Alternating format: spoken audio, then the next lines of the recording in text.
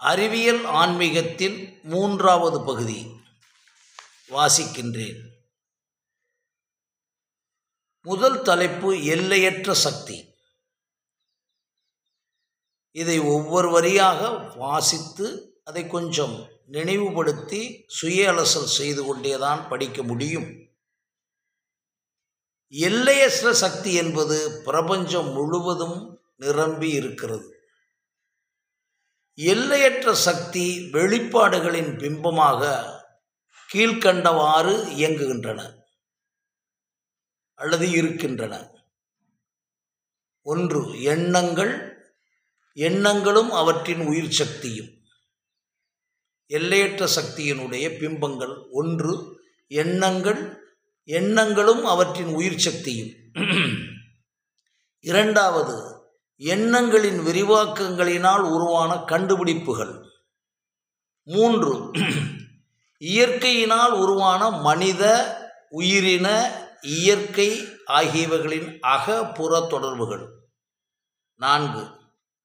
இத்தொடர்புகளினால் இடைவிடாமல் எழும்பிக் கொண்டிருக்கும் மைக்ரோஸ்கோபிக் மற்றும் மாற்றங்கள், விஷுபிள் மாற்றங்கள்.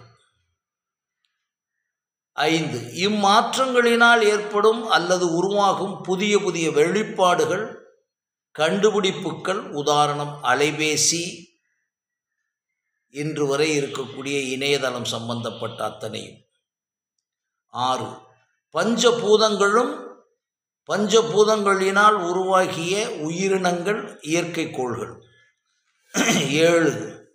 விதை, மரம், செடி, கொடி, பூ, காய், கனிகளில் உள்ள உயிர் சக்தி ஆகியவைகளும் இதில் அடங்கும்.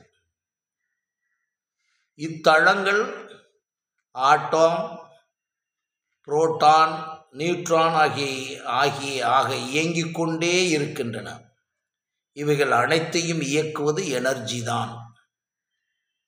இவ்வெனர்ஜியையும் அச்சக்தியின் இயக்கத்தையும் உணரும் போதுதான் எல்லையற்ற சக்தியின் நிலையை பிரமிக்க முடியும். இப்படிப்பட்ட எல்லையற்ற சக்திக்கு இடையே இருக்கும் ஒரு மாபெரும் காரணியாக விளங்கக்கூடிய நமது மூளையை உணர்ந்தால்தான், மிக முக்கியமான விஷயம், நம்முடைய மூளையை வைத்துத்தான் இயங்க முடியும். அதனால் மூளையை வைத்து உணர்ந்தால்தான் நமக்குள் எப்படி எல்லையற்ற சக்தியின் பங்கு இருக்கிறது என்பதை உணர முடியும். நமது மூளைதான் எல்லையற்ற சக்தியினை உணரும் மாபெரும் காரணி. அண்டம் முழுவதும் எல்லையற்ற சக்திகள் எண்ணிக்கைக்கு அடங்காமல் நிரம்பிக்கொண்டே இருக்கின்றன. அந்த எல்லையற்ற சக்தியினை நமது மூளையை வைத்து ஒரு புள்ளி உணர்ந்தாலும் நாம் ஒன்றுமில்லா சூழ்நிலைக்கு சென்று விடுவோம். இந்நிலையில்தான் பேரின்பம் என்று சொல்லக்கூடிய அதிதீவிர தென்றல் போன்ற உணர்ச்சியினை உணர முடியும். அங்கேதான் நான் செய்கின்றேன் என்ற உணர்ச்சி நிலை மாறி நான் செய்விக்கப்படுகின்றேன் என்ற மெய் உணர்வு நிலை ஏற்படும். உலகில் இருக்கும் அல்லது இருந்த அல்லது இருக்கப் போகின்ற அணுவணுவான விஷயங்கள் அனைத்தையும் எல்லையற்ற சக்தியின் ஏதாவது ஒரு வடிவத்தில் செய்விக்கப்படுகிறது அல்லது ஆட்டுவிக்கப்படுகிறது. ஆக்டிவேட்டிங் அல்லது ஆக்டிவேட்டட் பை இன்ஃபினிட் சக்தியின் மூலம்தான் என்பதை உணரும் போதுதான், ஆக்டிவேட்டிங் அல்லது ஆக்டிவேட்டட் பை இன்ஃபினிட் சக்தியின் மூலம் என்பதை உணரும் போதுதான் மனிதனின் பிறவி நிறைவடைகிறது. ஒரு மனிதனின் ஒவ்வொரு செயலும் தான் செய்வதாக உணரும் நிலையில்தான் எண்ணங்கள் ஆக்கிரமித்து கொண்டே சென்று இறுதியில் அதுவே ஆணவமாக மாறுகிறது. தான் ஒவ்வொரு வழியும் செய்விக்கப்படுகிறேன் என்று தொடர்ந்து உணர்ந்து அனுபவிக்கும் போதுதான் மனம் ஒடுங்கிவிடும். எல்லையற்ற சக்தியின் தூண்டல் உடலில் பாய்ந்துவிடும். எல்லையற்ற சக்தியை அகத்தோடும் புறத்தோடும் உணரும் போது உலகத்தில் உள்ள அத்தனை பிரச்சனைகளுக்கும் தீர்வு தானாகவே நிகழ்வுறும். அந்நிகழ்வுறுதலை சரியாக உணர வேண்டும். இந்நிலையின் மூலம் மனம் கடக்கும் நிலையை உணர முடியும்.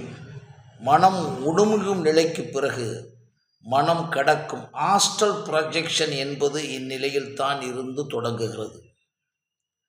ஒரு மனிதன் ஒருமுகப்படும் நிலையை அவனே உணர காலம் இடம் மறத்தல் அவசியம்.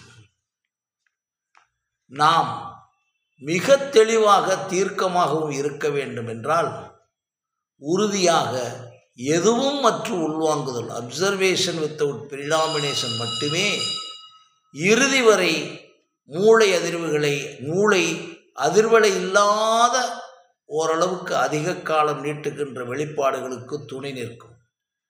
இது அறிவியல் ஆன்மீகத்தின் 3வது பகுதி. இப்பொழுது அறிவியல் ஆன்மீகத்தின் 4வது பகுதியை தொடங்குகின்றேன். மறுபடியும் சந்திக்கின்றேன்.